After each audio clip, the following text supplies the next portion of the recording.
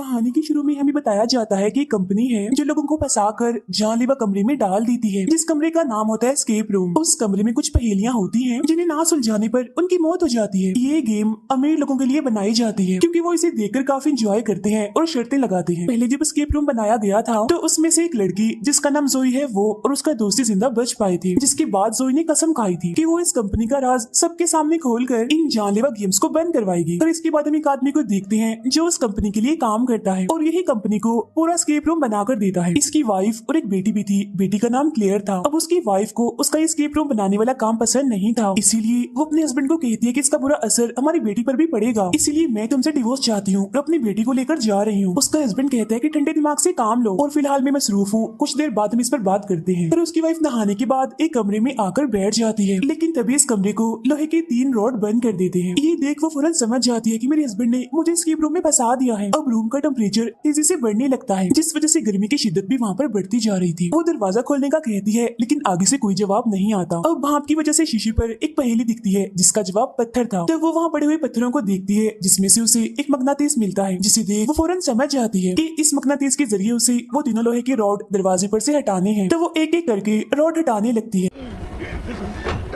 लेकिन कमरे का टेम्परेचर 240 डिग्री से भी बढ़ता जा रहा था, जिसकी वजह से उसकी जल्दी पिघलने लगती है और आखिरी रॉड हटाने से पहले ही इतनी गर्मी की वजह से उसकी मौत हो जाती है। अब कुछ सालों बाद हम देखते हैं कि उन दोनों की बेटी इन्हीं क्लियर अब बड़ी हो चुकी है। उसके डैड ने उसे एक कमरे में बंद करके रखा हुआ है क्योंकि वो भी अपने डैड की तरह एस्केप रूम बनाने में काफी माहिर है, इसीलिए अब उसके डैड उसी से ही एस्केप रूम बनवाते हैं। अब यहाँ क्लियर के डैड को इस बात का भी काफी गुस्सा था कि जोई उनकी गेम से जिंदा बच गई थी, इसीलिए अपनी बेटी को मुश्किल से मुश्किल एस्केप रूम बनाने का कहते हैं ताकि इस बार जोई बच ना पाए। दरअसल इस बार भी उन्होंने जोई के लिए जहाज में एस्केप रूम बनवाया है क्योंकि वो जानते थे कि वो जहाज के जरिए ही न्यूयॉर्क आने वाली है।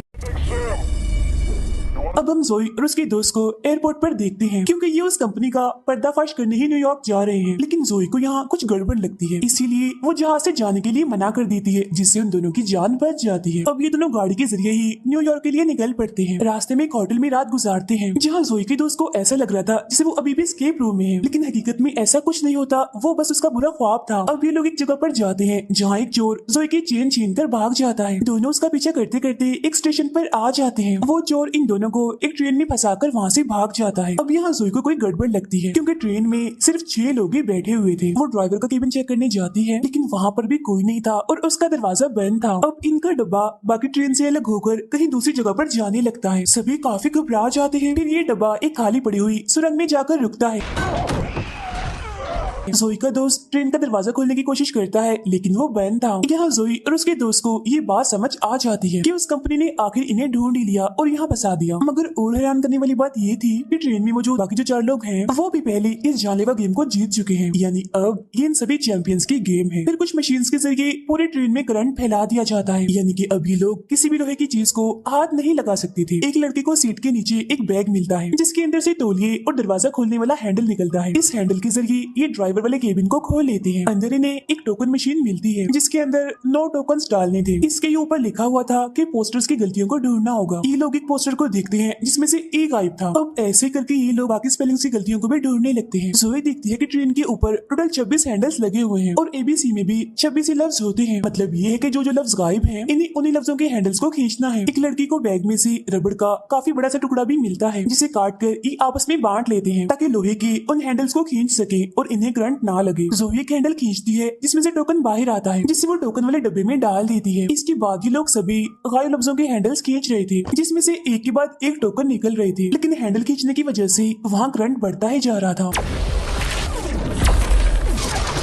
अब एक लड़की को आखिरी 3 गायब लफ्ज मिल जाते हैं, लेकिन इससे पहले कि वो इस बारे में किसी को बताता, गलती से वो लोहे की पाइप को पकड़ लेता है और करंट लगने की वजह से उसकी मौत हो जाती है। जोई देखती है वहाँ वेलकम बैक लफ्ज बन रहा है जिसकी आखिरी 3 गायब लफ्ज वो बाकियों को बताती है। जोई का दोस्त जल्दी से उन हैंडल्स को खींचता है और टोकन्स निकलने पर मशीन में डाल देता है। ऐसा होते ही वहाँ एक रास्ता खुलता है जिसके जरिए ये सब वहाँ से निकल जाते हैं, लेकिन वो एक लिफ्ट में आ चुकी थी जो इन्हें जमीन के काफी अंदर ले जा रही थी। लिफ्ट के रुकते ही सब एक दूसरे को अपने अपने बारे में बताते हैं। इनमें से एक लड़का प्रीस्ट होता है, एक लड़की राइटर और एक नर्स थी। अब ये लोग लिफ्ट से निकलकर एक बड़े से एस्केप रूम में आ जाते हैं। इन्हें यहाँ से गुजरकर सामने बने दरवाजे में जाना था। तो वो राइटर लड़की बगैर सोचे समझे वहाँ जमीन पर पैर रख देती है, जिससे फौरन वहाँ लेजर चल पड़ती है। लेकिन किस्मत से कोई नहीं मरता। अब ये लोग उस राइटर लड़की को वहाँ से बाहर निकालते हैं क्योंकि उसने अपना पैर गलत टाइल पर रख दिया था। ऐसा होते ही लेजर वापिस से बंद हो जाती है। तो अभी लोगों को 10 मिनट के अंदर अंदर उस दरवाजे के रास्ते जाना है, वरना वो दरवाजा बंद हो जाएगा। लेकिन अगर इन्होंने गलत टाइल पर कदम रखा तो लेजर इनको मार देगी।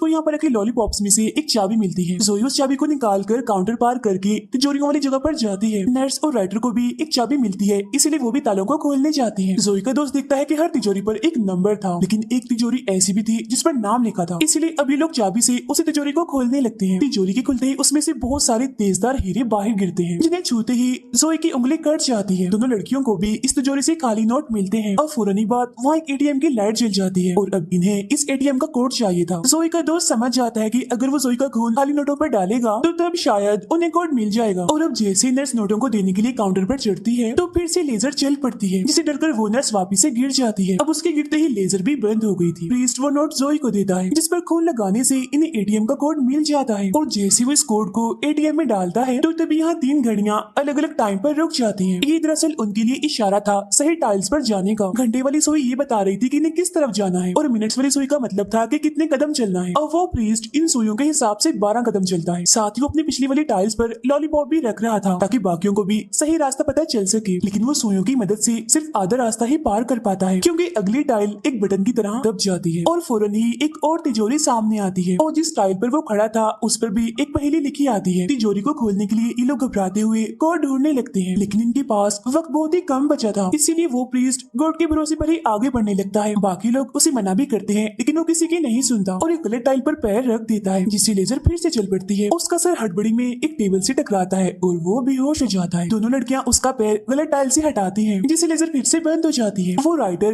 पहले का मतलब समझ चुकी थी, इसीलिए उस तिजोरी की हैंडल को घुमाती ही रहती है, जिससे वो खुल जाती है। अब की बार उसके अंदर से एक नक्शा निकलता है। जोई उस नक्शे को लेकर वहाँ दीवार पर लगे एक डिजाइन पर रखती है, जिससे अब इन्हें बाकी का आधा रास्ता भी मालूम हो जाता है। जोई यही रुककर बाकियों को आगे का रास्ता समझाती है, जिसके बाद ये बेहोश पड़े प्रीस्ट को भी लेकर वहाँ से निकल जाते हैं। जल्दी से जोई भी भागकर दरवाजे की तरफ जाती है।